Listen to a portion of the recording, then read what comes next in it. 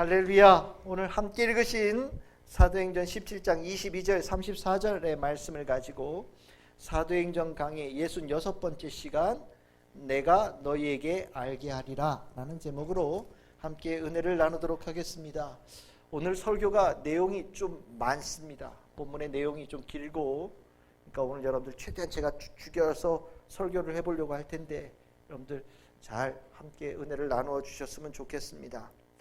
오늘 우리가 나눈 이 본문은 아덴이라고 하나 아테네라고 하는 곳에 바울이 이동을 하여서 이제 그 가운데 시장에서 복음을 전하다가 그들 중에 몇몇 사람들의 반응들이 나타나기 시작했죠. 17장 18절에 보시면 어떤 사람들은 말쟁이다, 거짓말한다, 별로 허풍쟁이 같은 쓸모없는 말이다 라고도 생각했지만, 또 어떤 사람들은 이 혹시 이방신을 전하는 자가 아니냐 그러면서 폄하하는 일도 있었습니다. 그런데 그 과정에 어떤 사람들은 이 말이 조금 더 의미 있다라고 생각했던 사람들이 있었습니다. 그래서 19절에서 20절에 보시면 그 바울을 붙잡았다라고 얘기합니다. 붙잡아서 아레오바고라는 데로 데리고 가고 거기서 새로운 가르침, 네가 말하는 이상한 것을 우리가 좀 더 알기를 원한다 이렇게 권면하면서 아레오바고라는 곳으로 바울을 데려갔다라고 얘기를 합니다. 사진을 좀 준비했는데 여기 보시면 밑에 아고라라고 하는 곳이 시장터입니다. 시장터에서 쭉 올라가면 약간 언덕 위에 아레오바고라고 하는 바위가 있는데 거기가 바로 오늘 얘기하는 말하는 그 장소입니다. 그리고 그 위쪽으로 좀 보시면 아크로폴리스라고 해서 아테네에서 가장 높은 산이 있고 그에 파르테논 신전이 있는, 그러니까 여기가 아주 중심지죠. 그래서 아레오바고만 조금 더 크게 보시면 이런 돌입니다. 이런 돌 위에 사람들이 모여 있고 그 한가운데서 바울이 오늘 하고 있는 이 복음을 전하는 겁니다. 아레오바고에 붙잡아 갔다라는 이야기는 두 가지 의미가 있는 겁니다. 하나는 지금 얘기했듯이 네가 가는 얘기가 좀 새로운 가르침인 것 같은데 라는 의미, 그래서 신기하게 생각하면서 좀 더 알고 싶다라는 의미도 있고요. 두 번째 의미는 혹시 네가 얘기하는 것이 혹시 위험한 것이 아니냐, 너 여기에 거짓을 퍼뜨려서 사람들의 마음을 선동해가지고 이상한 거 만들려고 하는 거 아니냐 라는 의미에서 검증하기 위해서 바울을 데려간 거예요. 그러니까 두 가지의 의미가 다 들어있는 겁니다. 그렇게 그들이 생각한 이유가 뭐냐면 17장 18절에 분명히 나오죠. 바울이 전했던 것은 무엇이냐면 예수와 부활이라고 얘기를 했어요. 예수와 부활, 특히 부활이라는 단어 속에 죽은 자가 다시 살아났다라고 하는 얘기는 여러분들 한 번도 들어본 적이 없잖아요.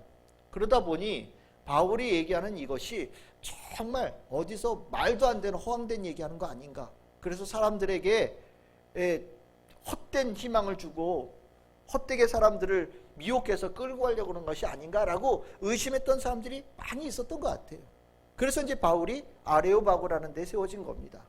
그럼 아레오바고에서 바울은 이제 무엇을 했겠습니까? 내가 하는 이야기가 거짓말이 아니다, 내가 하는 이야기가 진짜 말이다 라는 것을 전하는 것을 한 거예요. 그것이 오늘 여러분들과 제가 함께 읽은 성경 본문의 내용입니다. 이것을 흔히 신학에서는 뭐라고 표현하냐면 변증이다라고 얘기를 해요. 변증. 이 변증이라는 게 뭐냐면 증명을 하는데 어떤 물건이나 어떤 장소나 뭐 어떤 증거, 물 가지고 하는 것이 아니라 증명을 하는데 뭘로 증명하느냐? 말로 증명하는 겁니다. 논리로 증명을 하는 겁니다. 그것을 우리가 변증이다라고 얘기를 해요. 그래서 초대 교회에는 하나님, 예수님, 부활에 대한 많은 변증이 있었어요. 그 변증을 통하여서 사람들이 하나님을 믿고 예수님을 믿고 예수의 부활을 믿어서 구원 얻는 자가 되게 하려고 책을 써서 많은 변증으로 사람들을 구원의 길로 이끌어 가려고 했던 시도들이 많이 있거든요. 그 중에 대표적인 변증이 오늘 함께 읽은 이 사도행전 17장 22절 34절에 나오는 바울이 아레오바고에서 한 변증입니다. 이 변증은 이걸 얘기하는 거예요. 하나님, 예수님, 부활이 하나로 연결되어져 있는 것이고 이 가운데 귀한 하나님의 뜻이 있다라고 전하는 겁니다. 그리고 이 세 가지의 주제를 크게 세 등분을 나누어서 설명을 해요. 하나는 무엇이냐면 하나님이 누구이신지 설명을 해주고, 두 번째는 하나님과 모든 인류 사이의 관계에 대해서 설명을 하고, 그 다음에는 그 하나님을 증명하는 분으로서 예수에 대한 그 존재의 의미를 설명해 줍니다.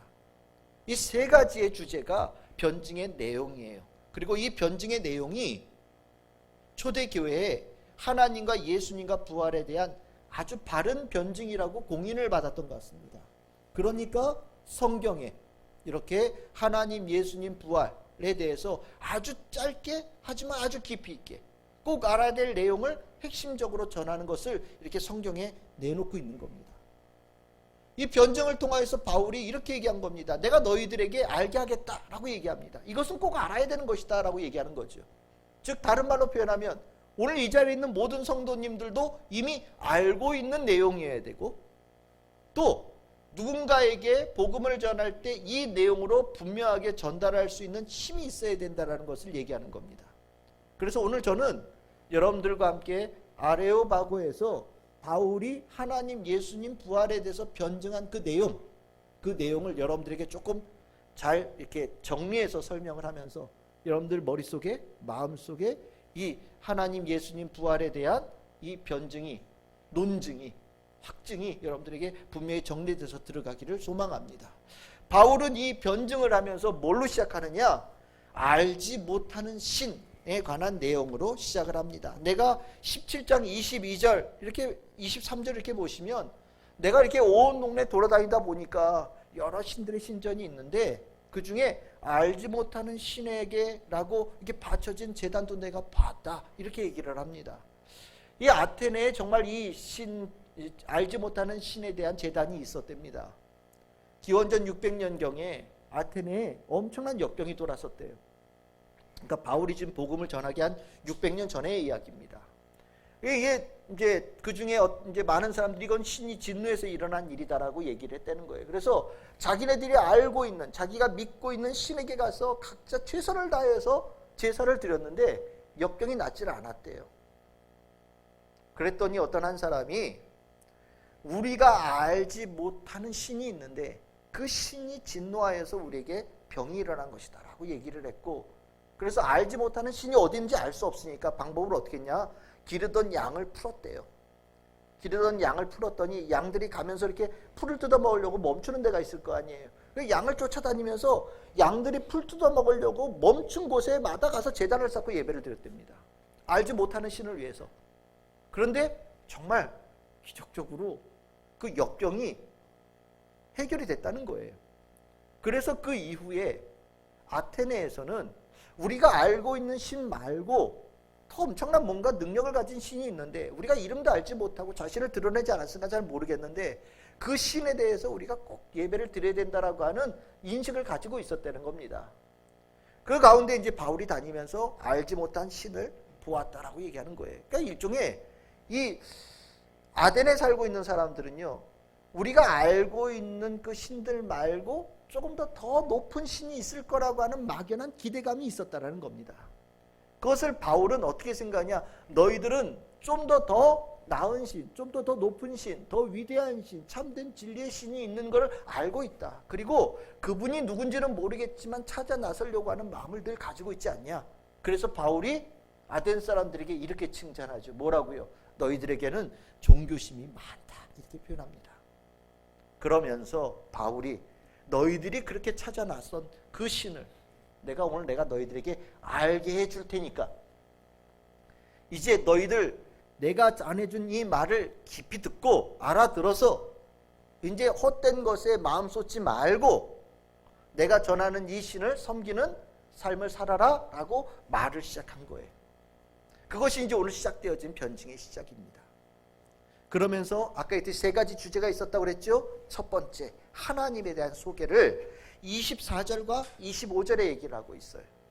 하나님에 대해서 소개를 할 때 바울은 5가지의 내용으로 하나님을 소개합니다.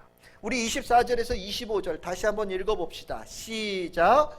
우주와 그 가운데 있는 만물을 지으신 하나님께서는 천지의 주재신이 손으로 지은 전에 계시지 아니하시고 또 무엇이 부족한 것처럼 사람의 손으로 섬김을 받으시는 것이 아니니 이는 만민에게 생명과 호흡과 만물을 친히 주시는 이심이라. 아멘. 바울은 하나님에 대한 소개를 24절과 25절에 아주 간단하게 전하면서 5가지 주제를 얘기하는데, 여러분들도 이 5가지 주제는 하나님이 이런 분이라는 것을 반드시 아셔야 될 중요한 주제가 됩니다. 첫 번째 주제는 뭐냐면 24절에 나오는 거예요. 하나님은 우주 만물을 창조하신 분이시다. 우리가 하나님에 대해서 생각할 때 가장 먼저 생각해야 될 중요한 단어가 뭐냐? 하나님은 어떤 분이시라고요? 창조주 하나님. 없던 것을 있게 하신 분이라는 거예요. 모든 것을 존재케 하신 분이 하나님이다 라고 바울은 분명하게 먼저 선언을 합니다. 존재케 하시는 분. 그러니까 이 말이 무슨 소리냐? 모든 존재는 하나님과 연관이 되어져 있는 거예요. 하나님 외에 존재케 할 수 있는 능력을 가진 자가 없다라는 겁니다. 그러니까 모든 존재 안에 하나님의 뜻이 있고 하나님의 성품이 있고 모든 존재 가운데 하나님의 다스리심이 있다는 것을 얘기하는 거예요. 하나님이 어떤 분이시라고요? 창조주 하나님, 모든 것을 존재케 하신 분이다 라고 선언합니다. 두 번째는 무엇이라고 얘기했냐? 천지의 주제이시다. 만들어 놓을 수 있어요. 모든 것을 만들 수 있는데 만들어 놓고 그냥 내버려 둘 수 있잖아요. 우리가 전에 에피쿠로스 학파 얘기했었지만 신이 있을 수는 있다. 근데 우리가 좀 멀리 떨어져서 우리가 뭘 하는지 전혀 상관없이 그냥 신들끼리 논다라고 생각하는 사람들이 있었거든요. 근데 바울은 분명하게 얘기합니다. 하나님은 모든 것을 만드셨을 뿐만 아니라 그 모든 것을 친히 주관하고 계시는 분이시다. 컨트롤하고 계시고 통치하시는 분이시다. 섭리하시고 그 가운데 운영을 하시는 분이 하나님이시다라고 분명하게 선언하고 있어요. 여러분들, 이 만물이 존재하는 것 그냥 존재로 끝나는 것이 아니라 이 모든 것의 운영에 대해서 하나님께서 늘 언제나 손을 다 대고 있다는 것을 여러분들 머릿속에 꼭 기억하셔야 됩니다. 그것이 하나님에 대한 인식의 중요한 부분이에요. 세 번째는 뭐라고 얘기를 하느냐? 하나님은 손으로 지은 곳에 계시지 않는다 이렇게 얘기합니다. 이게 전이라고 표현하고 있죠. 전. 어떤 하나님께서 사람들이 지은 공간, 하나님은 여기 계시다라고 하나님께서 계시는 곳을 규정할 수 있는 분이 아니다. 다른 말로 표현하면 하나님은 어디든지 계시는 분이시다. 그래서 우리가 이걸 그림으로 그릴 때 어떤 사람들이 이렇게도 그립니다. 지구가 이렇게 있으면, 만약에 지구가 있다면 그 위에 하나님께서 이렇게 손을 완전히 이렇게 완전 덮는 모습으로 하나님을 그리는 것이죠. 만물보다 크신 분이에요. 하나님은 자기가 창조하신 모든 것들보다 크신 분이셔서 모든 만물을 다 하나님의 품 안에 안고 계시는 분이시다라고 얘기하는 겁니다. 하나님은 이렇게 크신 분이시다라고 얘기해요. 네 번째는 무엇이라고 얘기하느냐? 하나님은 무엇이 부족해서 사람의 손으로 섬김을 받는 분이 아니다라고 얘기합니다.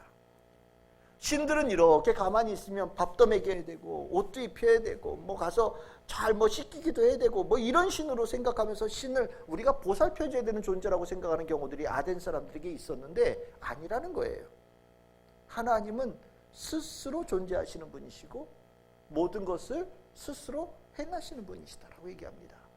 우상으로 이렇게 만들어 놓으면 가서 닦아야 되고 옷도 입혀야 되고 뭐 해야 되잖아요. 근데 하나님은 그런 분이 아니라는 거죠. 인식을 바꿔놓는 겁니다. 다섯 번째입니다. 하나님은 어떤 분이시냐? 하나님은 모든 인류에게 생명과 호흡을 주시는 분이시며 인간에게 필요한 모든 것을 친히 공급하시는 분이시다 이렇게 얘기합니다.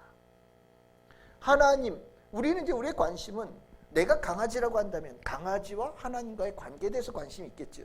내가 고양이라고 한다면 고양이와 하나님과의 관계를 관심이 있겠지만 우리는 사람이거든요. 그러니까 우리는 관심이 뭡니까? 우리 사람과 하나님 사이가 어떤 관계냐에 대해서 관심을 갖죠. 근데 바울은 얘기합니다. 뭐라고요? 하나님은 우리 인간에게 호흡을 주신 분이고 생명을 주신 분이시다. 우리 인간을 뭐라고 얘기합니까? 하나님의 모양과 형상대로 지음받았다라고 얘기하죠. 다른 모든 만물들은 그 종류대로 창조되어졌지만 사람만큼은 하나님의 모양과 형상대로 지음을 받았거든요. 그러니까 하나님과 인간은 더 특별한 관계다라고 얘기를 하고 있고 그 특별한 관계 속에 하나님께서 모든 사람들이 살아가는 것에 대해서 대단히 많은 관심을 가지고 계시고 다른 말로 표현하면 하나님은 모든 인생들을 주관하시는 분이시다라고 얘기하고 있는 거예요. 하나님은 거기 있어서 내가 찾아가야만 나와 관계를 맺는 분이 아니라 하나님은 우리의 삶의 모든 것에 주관하고 계시고 우리들의 삶에 깊이 관여하고 계신 분이라는 특별한 인식을 전하고 있어요. 이래서 이 5가지입니다. 24절과 25절. 첫 번째가 뭐였다고요? 하나님은 창조주이시다. 두 번째는 천지의 주제이시다. 세 번째는 모든 것에 모든 만물보다 크신 분이시다. 네 번째는 뭐라고 그러니까 하나님은 스스로 계신 분이시고 스스로 모든 것을 행하시는 분이시다. 다섯 번째는요, 특별히 인간은 하나님의 모양과 형상대로 지음을 받았고 하나님은 우리의 모든 인생들을 한 사람 한 사람의 인생을 다 주관하는 분이시다라고 선언하고 있어요. 우리가 하나님에 대해서 어떻게 다른 사람에게 소개해야 될 것이냐? 하나님에 대한 소개가 이 5가지 손가락 안에 딱 들어가야 됩니다. 이 내용은 마치 오늘 설교는 성경 공부라고 생각하시면 돼요. 외워야 되는 거예요. 가슴에 넣어야 되는 거예요. 누군가 앞에 가서 바울처럼 하나님은 어떤 분이시더라고 명확하게 얘기할 수 있는 성도들이 되어져야 됩니다. 그래서 오늘 집에 가서 24절과 25절을 읽으시면서 여러분들 머릿속에 하나님은 이런 5가지의 특성을 가지고 계신 분 딱 얘기할 수 있는 준비되어진 성도들 다 되기를 소망합니다. 그리고 나서 이제 두 번째 큰 주제로 들어갑니다. 그 번째 큰 주제는 뭡니까? 하나님과 인간. 하나님과 인간에 대해서 특별하게 더 설명하기 시작해요. 하나님과 인간의 관계는 과연 어떠한 거냐? 아주 밀접한 관계를 가지고 있다라고 얘기하는데 그것을 26절에서 27절에 설명을 합니다. 우리 26절과 27절을 우리 한 목소리로 한번 읽어보겠습니다. 시작. 인류의 모든 족속을 한 혈통으로 만드사 온 땅에 살게 하시고 그들의 연대를 정하시며 거주의 경계를 한정하셨으니 이는 사람으로 혹 하나님을 더듬어 찾아 발견하게 하려 하심이로되 그는 우리 각 사람에게서 멀리 계시지 아니하도다. 아멘. 인류에 대해서 인류와 하나님과의 관계, 아까 하나님에 대한 5가지 얘기할 때 마지막 그 사람과의 관계를 5개로 더 불린 거예요. 하나님에 대한 것 5가지, 그렇다고 한다면 인류와 하나님과의 관계도 똑같이 5가지로 좀 더 부연해서 설명을 합니다. 그 첫 번째가 뭐냐면 모든 인류는 하나님으로부터 시작되어졌다라고 분명히 다시 한번 선언해요. 하나님, 모양은 다 다르죠. 참 여러분들 다니다 보면 어쩜 그렇게 사람들이 다 다양하게 생겼는지. 또 신기한 거는 제가 가끔 얘기하죠.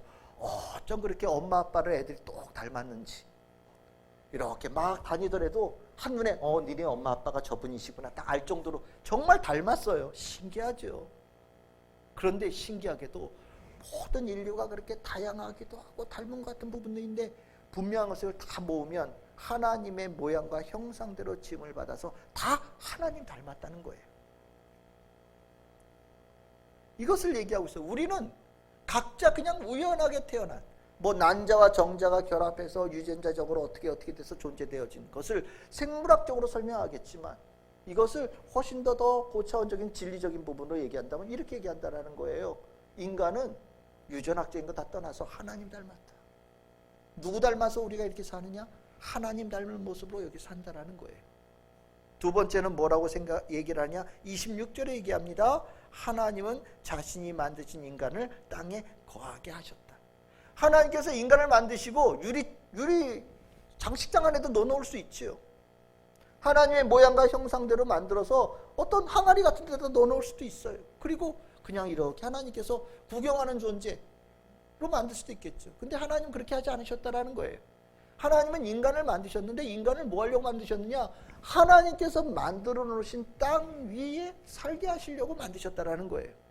그러니까 우리가 이 땅에 살게끔 되어진 이 시작이 누구로 되어졌느냐? 하나님으로부터 시작되어졌다라고 얘기하는 겁니다. 뭐 우리가 갑자기 뭐 우주선 타고 이 땅에 왔느냐, 지구에 왔느냐, 이거 아니라는 거예요. 하나님께서 창조하셔서 우리를 이 지구에 살게끔 배정해 주셨다라는 겁니다. 그러니까 우리가 지금 있는 거는 하나님의 계획, 하나님의 뜻으로 이 자리에 있다라는 거죠.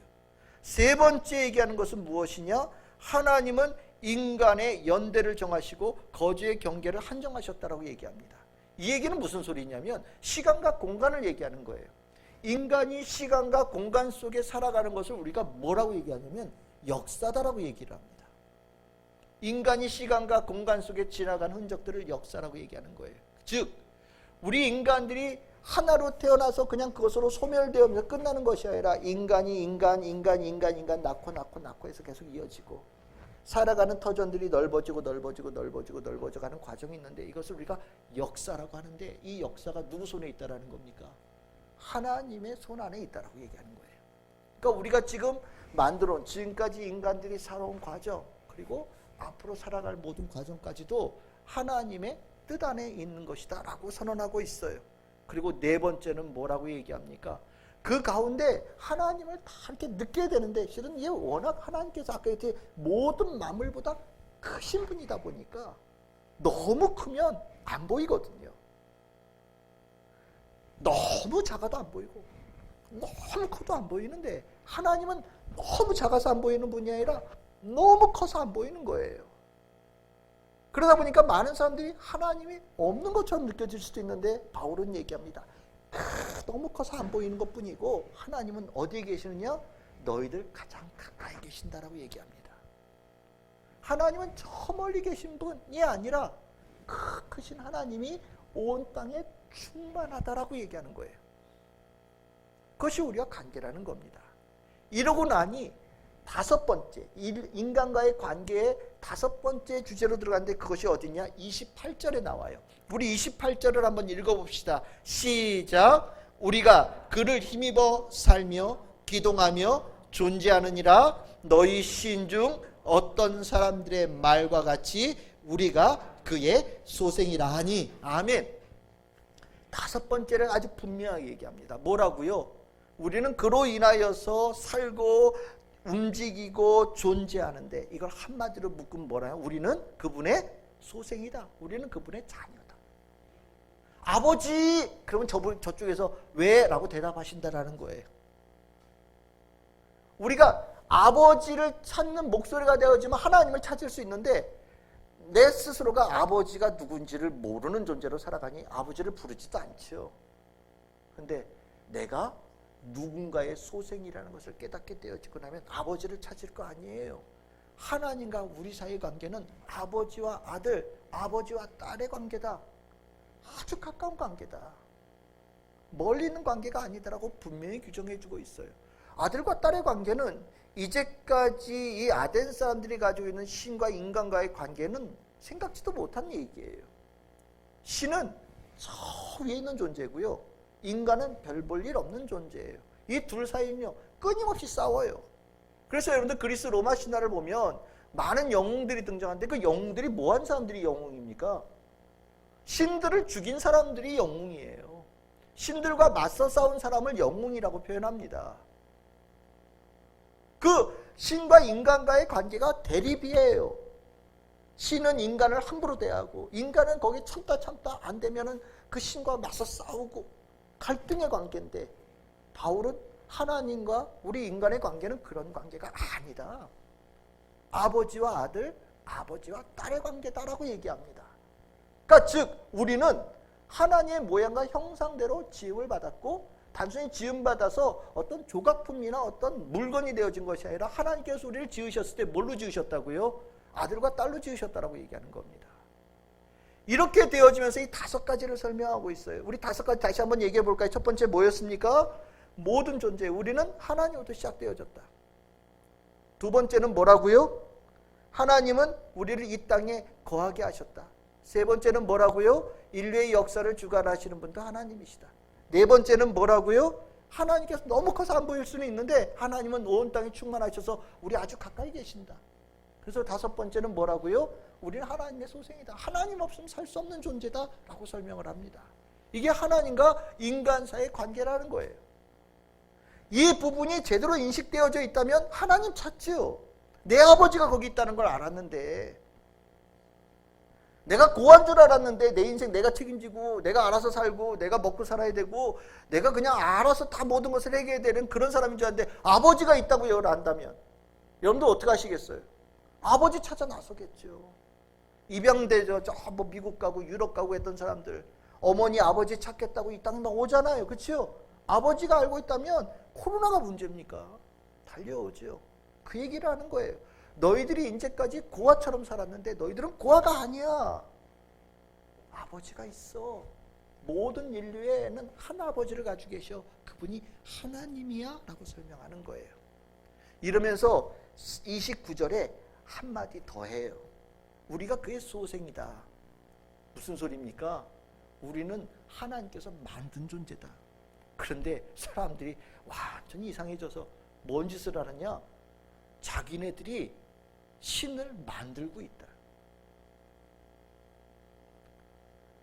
하나님이 우리를 만드시는 존재인데 인간들이 착각을 해서 인간이 신을 만드는 일을 하고 있다. 이 말이 되냐? 너는 지음받은 존재지 신을 만들어낼 수 있는 존재가 아니라는 것을 알아야 돼 라고 아주 세게 말을 하기 시작해요. 너희들이 하고 있는 이 일이 정말 말도 안 되는 일이라고 지적하기 시작합니다.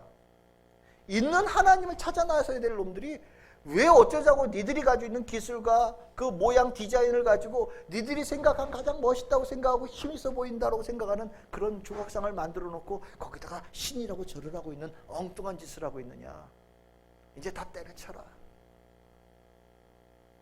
어떤 모양도 하나님을 대신할 수 없고 이 세상의 모든 만물을 다 합쳐놔도 하나님의 그분의 존재를 다 대변할 수 없으니 너희들은 이제까지 가지고 있던 것들을 싹 다 갖다 버리고 알지 못하던 신, 그 신에 대해서 너희들이 모든 것을 그냥 내어 맡기고 나아가는 새로운 삶을 살아야 된다라고 전하고 있는 거예요. 이제 이러고 나니까 무슨 문제가 생깁니까? 아덴 사람들이 물어보기 시작할 거예요. 그렇게 크고 그렇게 대단하고 그렇게 멋있는 분이라고 한다면 우리가 어째서 그 하나님을 제대로 몰랐을까요? 그렇죠? 우리 아버지가 하나님이라고 한다면 그 하나님을 왜 우리가 아버지를 왜 모르고 이제까지 살았을까요? 그 아버지는 왜 이제까지 우리에게 나타나셔서 내가 네 아버지다라고 얘기를 안 하셨을까요? 좀 이상하지 않습니까? 라고 얘기를 합니다. 여기에 대해서 얘기하는 얘기는 뭐냐? 여러분들 27절에 이렇게 얘기합니다. 이는 사람으로 혹 하나님을 더듬어 찾아 발견하게 하려 하십니다. 이 얘기가 무슨 소리냐? 하나님은 자기를 드러내셨어요. 그런데 아까 얘기했듯이 너무 커요. 하나님을 제대로 느낄 수 있는 인간의 능력이 부족합니다. 그리고 또 하나님은 자신이 너무 크다 보니 눈이 아니라 말로서 자기를 드러내셨어요. 말씀으로. 우리가 가지고 있는 성경의 말씀으로 자기를 드러내신 거예요. 모세에게 하나님께서 신의 산으로 부르시죠. 그리고 나서 모세에게 주신 것이 무엇입니까? 말씀입니다. 이 말씀은 하나님의 존재를 드러내는 아주 중요한 통로였어요. 이걸 뭐라고 그러냐? 우리는 계시라고 얘기를 하죠. 하나님이 자기를 드러내신 것을 계시라고 얘기합니다. 하나님은 글로 자기를 계시하신 거예요. 그런데 문제가 뭐냐? 글로써 하나님이 자신을 계시하셨는데 사람들의 능력이 부족하여서 글을 통하여서 하나님을 만나는데 어려움을 겪는 문제가 생긴 겁니다. 글을 통하여서 내가 그 글을 붙잡고 하나님을 믿고 하나님을 따라가면 그 글이 우리들의 삶 속에 들어와서 대단한 운동의 능력과 힘을, 진리의 능력을 나타내는 것 여러분들 다 알고 계시지요? 하나님의 말씀을 붙잡고 산다라고 하는 것이 하나님의 그 글귀가 아니에요. 하나님 그분입니다. 그분이 우리 안에 들어와서 역사하는 일이 일어나는 거예요. 이게 하나님께서 우리에게 허락하신 아주 중요한 계시의 영역인데 사람들이 그 글을 사람들이 써놓은 글 정도밖에 생각하지 않는 거예요. 그러다 보니 믿질 않고 그냥 이해하거나 귀로 듣는 거에 멈추다 보니까 정작 하나님을 만나지 못하는 문제를 겪게 되어진 겁니다. 그리고 나니 하나님은 자기를 드러내셨지만 정작 사람들은 하나님을 만나지 못하는 문제가 생긴 거죠. 그래서 하나님께서 이번에 그 모든 한계를 깨트리기 위해서 사람들이 직접 눈으로 보고 만나고 직접 그 삶의 모습을 보면서 하나님의 살아계심을 느낄 수 있는 새로운 길을 허락하셨다라고 바울이 이야기하기 시작합니다. 세 번째 큰 주제가 등장하는데 그것이 바로 예수님과 하나님과의 관계에 관한 변증이에요. 예수라고 하는 존재, 이 존재는 하나님께서 자기를 드러내시기 위해서 새로운 방법을 채택하셨는데, 정하셨는데, 그 새로운 방법이 뭐냐? 정하신 사람을 통하여서 나타낸 것이라고 얘기를 합니다. 31절에 보시면 이렇게 얘기합니다. 정하신 사람을 통해, 정하신 사람으로 하여금 천하를 공의로 심판한 나를 작정하셨다라고 얘기를 해요. 이제까지는 하나님의 말씀, 율법을 통하여서 하나님께서 자기를 계시하셨는데, 이제는 그것이 아니라 정하신 사람을 통하여서 하나님께서 모든 땅에 창조주이시면서 모든 인생들을 주관하시는 존재라는 것을 드러내시기로 작정하셨다라는 겁니다. 그럼 그 작정한 사람이 누구냐? 31절에 얘기하고 있는 그 정하신 사람은 여러분들 누군지 잘 알고 계시지요? 바로 예수님이라는 거예요. 예수라고 하는 존재가 이 땅에 있는데, 그 예수라고 하는 존재는 바로 그 하나님께서 자기를 드러내시기 위해서 사람들로 하여금 직접 만나고 눈으로 보고 체험하면서 하나님의 살아계심을 느낄 수 있도록 하나님께서 정하신 특별한 계시의 존재다라고 얘기하는 거예요. 그 특별한 계시의 존재, 예수님의 말씀, 표적, 이런 것들, 우리가 예수님께서 하신 일들 중에 아주 특별한 일들을 성경에는 뭐라고 표현합니까? 표적이라고 표현하죠. 오병이어의 표적, 죽은 나사로를 살리신 표적, 바다를 잠잠케 하신 표적, 표적을 뭐라고 그랬습니까? 단순하게 기이한 일 정도가 아니라 이분이 하나님께서 보내신 존재라는 것을 증명하는 사건을 표적이라고 설명하거든요. 그래서 예수님께서 하신 그 일들은 다른 걸 한 게 아니에요. 하나님이 살아계심을 증거하는 거예요. 하나님이 정말 존재한다는 것을 우리의 눈높이에 맞춰서 우리에게 보여주신 거라는 겁니다. 처음에 바울도 그 예수가 그런 존재라는 것을 믿지 못했어요. 그런데 어떤 사람들이 예수를 갑자기 신으로 추앙하기 시작했다는 겁니다. 하나님께서 보내신 사람이 맞다라고 주장하는 사람들이 나오기 시작했다는 거예요. 그럼 뭐 때문에 그런 사람들이 그렇게 얘기하느냐 봤더니 예수가 살아있을 동안에 했던 일에 더해서 특별한 증거의 사건을 경험했는데, 그것이 무엇이냐? 예수가 죽은 자였는데 부활했다라는 소식을 전하면서 그것을 직접 보고 경험하면서 예수가 하나님께서 보내신 정하신 사람이라는 확증을 갖기 시작했다고 전하기 시작했다는 것을 들었다는 겁니다. 바울 처음에 자기도 안 믿었죠. 말도 안 되는 소리다. 예수 목수의 아들 아니냐? 전 나사렛이라고 하는 시골 촌동네 살던 사람 아니냐?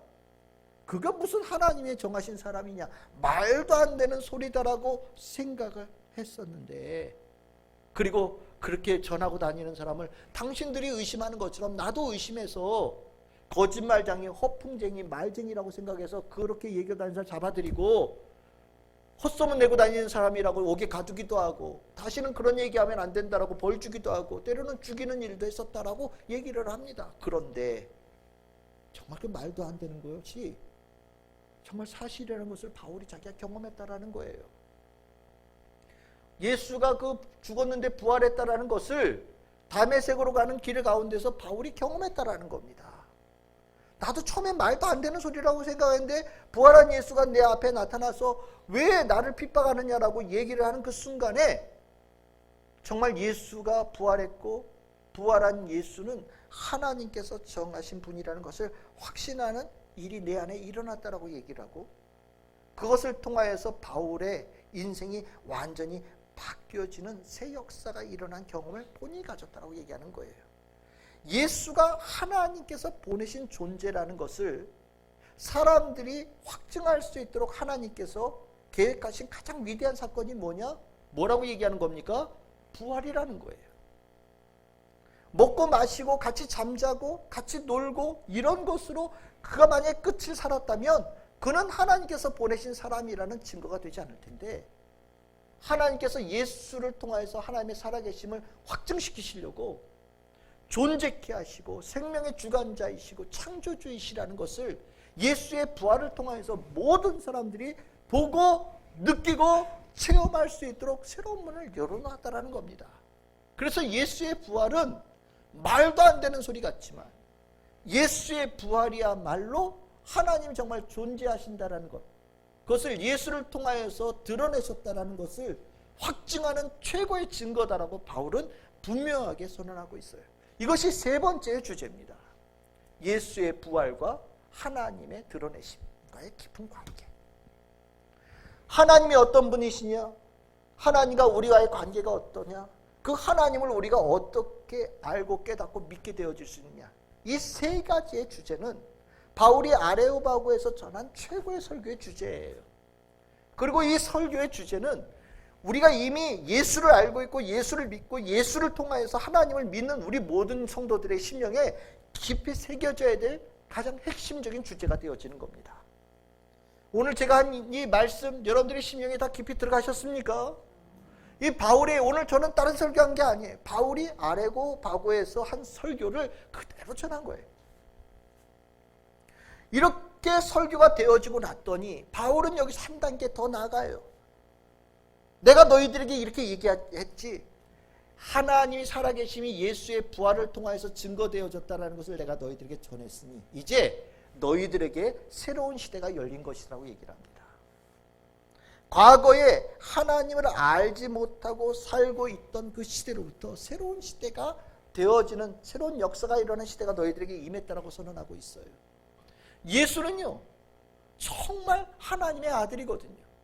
요한복음 1장 18절에 본래 하나님을 본 사람이 없을 때 하나님의 품속에 있는 독생하신 하나님이 나타나셨느니라. 요한복음에서 정확하게 얘기하고 있는 부분이고요. 요한복음 14장 9절에 이렇게 얘기합니다. 예수님께서 얘기하시죠.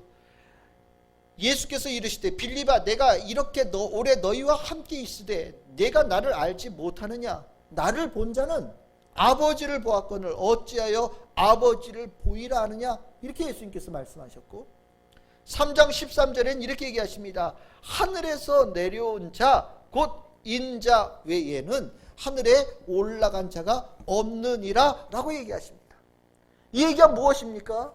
예수는 정말 하나님 그분이고 하나님이 보내신 정하신 사람이고 예수의 삶은 하나님의 살아계심의 확증이니 이제 너희들이 그것을 믿어야 된다라고 얘기하는 거예요. 이 믿는다라는 것을 뭐라고 표현해야? 회개한다라고 표현하죠. 그래서 17장 30절에 바울은 아레오바고에 모여있는 사람들에게 이렇게 선언해요. 회개하라. 하나님께서 너희들에게 명하신다. 회개하라. 이렇게 얘기합니다. 전에는 알지 못하던 시대에는 하나님이 간과하셨지만 이제는 어디든지 사람에게 다 명하사 회개하라고 하나님께서 명령하신다라고 얘기합니다. 이게 무슨 소리냐? 내가 너희들에게 예수의 부활을 통해서 하나님의 살아계심을 증거하는 것을 너희들이 듣지 못하기 전에는 너희들이 무엇을 하였던지 하나님께서 그것을 용서하실 마음이 있으시지만 옛날에는 그랬지만 내가 너희들에게 지금 이 말을 전하고 난 이후에는 세상이 달라진 것이다. 네가 들었지 않았느냐? 분명하게 들었지 않았느냐? 이제 들었으니 너에게는 새로운 시대가 열린 거다. 듣고 난 다음에 그것을 거부하거나 듣고 난 다음에 그것을 버리거나 듣고 난 다음에 그것을 쫓아가지 아니한다면 그것은 하나님께서 간과하시지 않을 거라고 경고하고 있는 거예요. 그러면서 너희들이 정말로 알지 못하는 신을 알고 싶고 그것을 통해서 내가 어떻게 살아야 되는지를 분명하게 깨닫기를 정말 소망하고 진짜 진리가 무엇인지를 뜨겁게 열망하는 자로 이제까지 살았다면 내가 너희들에게 알지 못하는 신이 곧 하나님이라는 것을 알려주었고 예수가 부활을 통해서 하나님의 살아계심이 증명되어졌다는 것을 알려주었으니 이제는 아무 소리 하지 말고 너희들이 가지고 있던 모든 것들을 내버리고 하나님을 믿는 자로 나아가거라. 삶의 변화를 받아야 된다라고 권면하고 있는 거예요. 즉 복음이 전하여지고 나면 그 가운데는 이제 전하여진 자에게 남겨진 것이 아니라 듣는 자에게 책임이 남겨지는 거예요. 무엇을요? 저는 전했어요. 이제 듣는 자가 그 말씀을 받느냐, 붙잡느냐, 아니면 그것을 다시 놓아버리냐는 각 사람의 책임의 영역으로 간다라는 걸 얘기하는 겁니다. 바울이 이 얘기를 했을 때 32절 33절에 보시면 몇몇 사람들은 조롱했다라고 얘기를 합니다. 아이고 참 어디 촌사람이 와가지고 햇소리 열심히 떠들었네. 역시 말쟁이야. 거짓말이야. 어떤 사람들은 조롱하며 회개하라고 하는 이 모든 것들을 그냥 내던졌어요. 어떤 사람들은 한번 더 들어봐야 되겠는데 뭔가 내가 아직 미흡한 것 같아 라고 생각하면서 한 번 더 얘기해 줄 수 있냐고 얘기를 합니다. 근데 바울은요 그것을 떠났다라고 얘기를 해요. 왜냐고요? 자기는 오늘 한 설교 속에 아레오바고에서 한 얘기 속에 진리의 모든 것을 다 전해줬다는 거예요. 이제 너희들이 나에게 한 번 더 기회를 주는 것이 아니라 이제 너희들은 내가 너희들에게 준 기회를 잡아서 하나님을 믿는 자 되어져야 된다고 얘기하고 있는 겁니다. 그리고 그 자리를 떠나요. 정말 그 중에 참된 신이 무엇인지 내 인생이 무엇인지 정말 진지하게 고민하고 있던 사람들이 있었던 것 같아요. 많은 사람들이 진리가 무엇인지 고민하는 사람들이 아덴에 가득했다라고 얘기하는데 정말 그 사람들은 거짓말쟁이였던 겁니다. 알지 못하던 신을 얘기해 줬지만 알지 못하던 신이 정작 알려졌을 때는 그것을 붙잡는 데 주저했어요. 하지만 그 가운데 몇몇 사람은 정말 알지 못하는 신이 누군지를 궁금해했고 진리가 무엇인지를 궁금했던 사람이 있었는데 그 사람을 두 사람을 얘기를 하고 있습니다. 하나는 아레오바고의 관원이다라고 얘기해요. 이 관원이라고 하는 것을 어떻게 표현하면 여기 아까 그 아레오바고 그 언덕이었잖아요. 돌멩이 거기가 재판도 하는 곳이었거든요. 그러니까 아레오바고의 관원이라고 하는 것은 어떤 사람이냐면 재판관을 얘기합니다. 재판관 중에 얘기를 잘 듣고 난 다음에 바울의 선포 속에 하나님을 알고 믿겠다고 결단한 사람이 있었다고 얘기해요. 그 누구냐? 디오누시오라고 얘기합니다. 그리고 그 자리에 여성이었지만 아마 유력한 여성이었던 것 같아요. 그 이름이 다말이라고 하는 여성이에요. 그 여성도 그 자리에 있으면서 그 이야기를 듣고 바울이 전한 복음에 알지 못했던 신이 하나님이라는 것을 깨닫고 하나님을 믿는 자가 되겠다고 결단했다고 얘기합니다. 하지만 대부분의 사람들은 마치 진리에 대한 갈구가 있는 것처럼 보였고 새로운 것에 대한 뜨거운 열망이 있는 것처럼 보였고 알지 못하는 신에 대한 뜨거운 갈망이 있는 것처럼 보였고 구원에 대한 갈망이 있는 것처럼 보였지만 실질적으로 그것이 주어졌을 때 그것의 가치를 제대로 깨닫지 못하는 어리석은 자가 아덴에 가득했다라는 것이 아레오바고의 복음 전포를 통해서 분명하게 드러나는 사건이 되어진 겁니다. 이러고 나니 여러분들 왜 바울이 아덴에 가서 격분했는지 아시겠지요?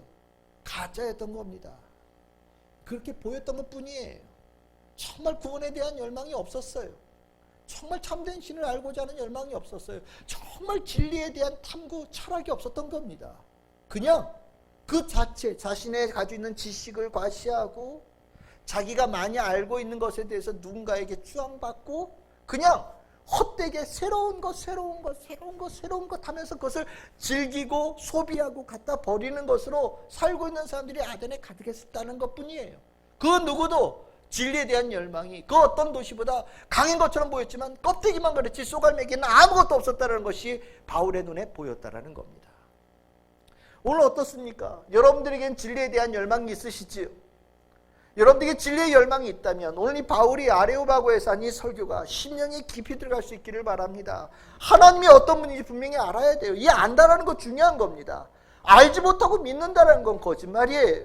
여러분들이 믿고 있는 하나님이 어떤 분이시지 여러분들 분명히 고백할 수 있어야 돼요. 5가지였습니다. 그리고 하나님과 나의 관계가 인간과의 관계가 무엇인지 분명하게 고백할 수 있어야 돼요. 그것도 5가지였습니다. 그리고 우리가 예수를 통하여서 하나님을 알게 되어지는 그것에 대해서도 여러분들 분명하게 깨닫게 되어져야 됩니다. 그리고 예수를 통하여서 하나님을 볼 수 있는 자가 되어져야 돼요. 예수의 말씀은 곧 하나님의 말씀이고 예수의 모든 행적은 하나님의 일이었고요. 예수께서 부활하신 그것 그리고 부활하시기 전에 십자가를 지신 모든 것들이 하나님께서 가지고 계시고 보이시고 우리에게 나눠주기를 원하는 아버지의 마음 그 자체라는 것을 여러분들이 심령에 깊이 새기셔야 됩니다.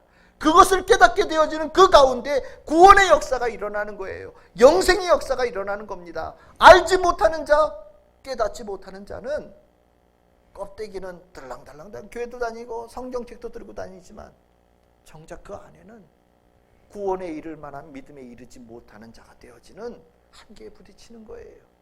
오늘 그래서 아레오바고에서 한 이 바울의 설교는 모든 성도들이 심령에 깊이 새겨야 되는, 머릿속에 새겨야 되는 중요한 말씀이 되어지는 겁니다. 그리고 이 말씀 가운데 있는 우리 예수 그리스도의 이 약속을 함께 우리 읽으면서 오늘 설교를 좀 마쳤으면 좋겠습니다. 요한복음 5장 21절에서 25절. 요한복음 5장 21절에서 25절 우리 함께 읽겠습니다. 우리 천천히 읽어봅시다. 시작. 아버지께서 죽은 자들을 일으켜 살리심같이 아들도 자기가 원하는 자들을 살리느니라. 아버지께서 아무도 심판하지 아니하시고 심판을 다 아들에게 맡기셨으니 이는 모든 사람으로 아버지를 공경하는 것 같이 아들을 공경하게 하려 하심이라. 아들을 공경하지 아니하는 자는 그를 보내신 아버지도 공경하지 아니하느니라. 내가 진실로 너희에게 이르노니 내 말을 듣고 또 나 보내신 이를 믿는 자는 영생을 얻었고 심판에 이르지 아니하나니 사망에서 생명으로 옮겼느니라. 진실로 너희에게 이르노니 죽은 자들이 하나님의 아들의 음성을 들을 때가 오나니 곧 이때라. 듣는 자는 살아나리라. 아멘. 오늘 이 자리에 주님께서 계시고 주님께서 모든 인류에게 전하고 싶은 그 말씀이 아레오바고에서 전한 바울의 설교 속에 들어있었습니다. 오늘 우리가 나눈 이 말씀은 흘려보낼 말씀이 아니라 정말 우리에게 영생을 주는, 우리를 구원하는 귀한 생명의 말씀을 여러분들이 분명히 아시고 이 말씀을 듣고 이 말씀으로 예수 부활의 은혜를 풍성하게 입는 우리 참 즐거운 게 모든 성도들 다 되시기를 주님의 이름으로 축복합니다. 아멘.